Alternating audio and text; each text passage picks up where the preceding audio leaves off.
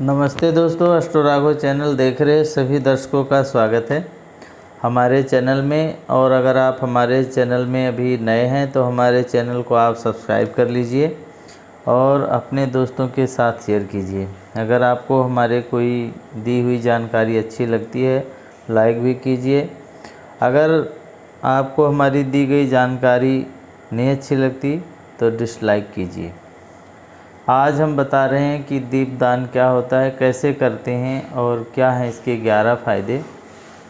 दीपदान के बारे में आपने तो सुना होगा, बहुत कम लोग ऐसे होंगे जो दीपदान क्या है, कैसे करें और क्या दीपदान करने के क्या फ़ायदे हैं इसके बारे में जानते हैं। दीपदान तो हर कोई करता है और ज्योति जलाता है।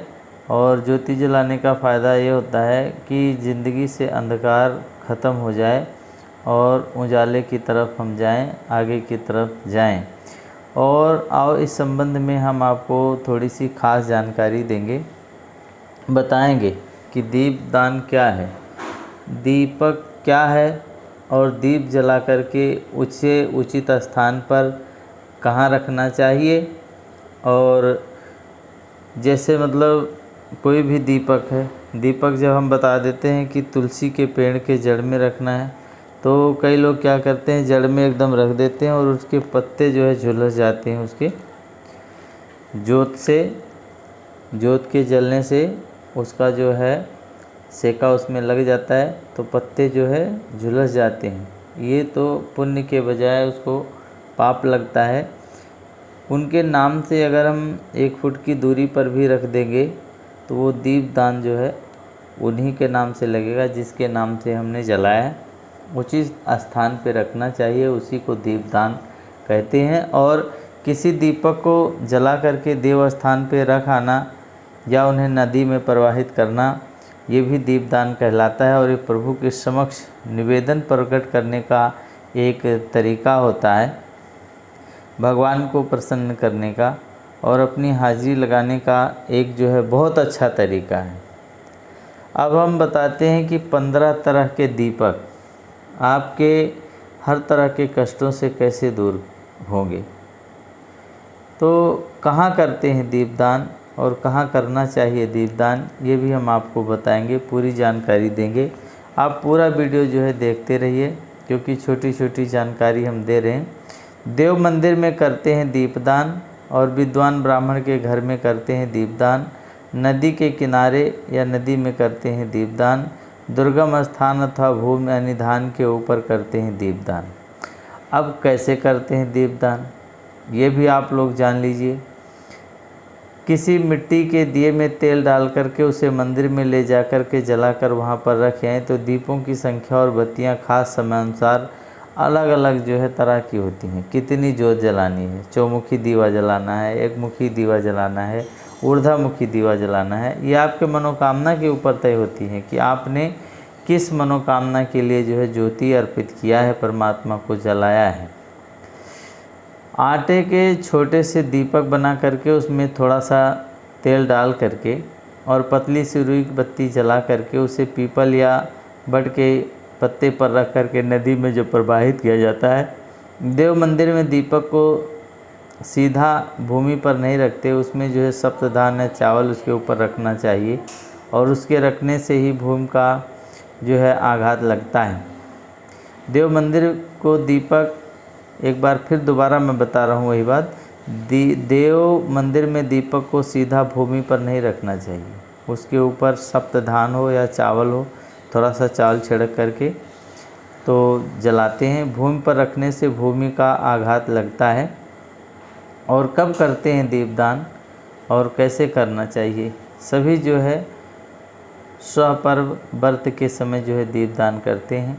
जैसे कार्तिक के महीने का बहुत ही महात्म होता है तो नरक चतुर्थी और यम द्वितीया के दिन दीपदान करते हैं। दीपावली में दीपक को हर जगह जलाना चाहिए और अमावस और पूर्णिमा को करना चाहिए दीपदान। दुर्गम स्थान या भूमि पर दीपदान करने से व्यक्ति नरक जाने से बच जाता है। जब कार्तिक का महीना लगा हो, दिवाली के एक दिन छोड़ करके जो भैया दूज होती है उसे हम द्वितीया कहते हैं। उस दिन जो है यम के नाम से दीपक जलाने से मनुष्य जो है अंत में यमलोक नहीं जाता है। पद्म पुराण के अनुसार उत्तराखंड में स्वयं महादेव जी कार्तिकेय जी को दीपावली और कार्तिक कृष्ण के 5 दिन में दीपदान का विशेष महत्व बताया है। कृष्ण पक्षे विशेषेण पुत्र पंचनादि च पुण्यानि तेषु न दत्ते दीपम शोक्षयम बुरियात। अर्थात कृष्ण पक्ष में रमा एकादशी से दीपावली तक 5 दिन बड़े पवित्र होते हैं। उसमें से जो भी दान किया जाता है वो सब अच्छे और संपूर्ण कामनाओं को पूरा करने वाला हो जाता है। अब दीपदान तो आप समझ गए। अब जो है बताना है कि दीपदान करने के क्या फ़ायदे होते हैं, और ये आप जो है ध्यान दे करके सुन लीजिए, आपको पता लग जाएगा।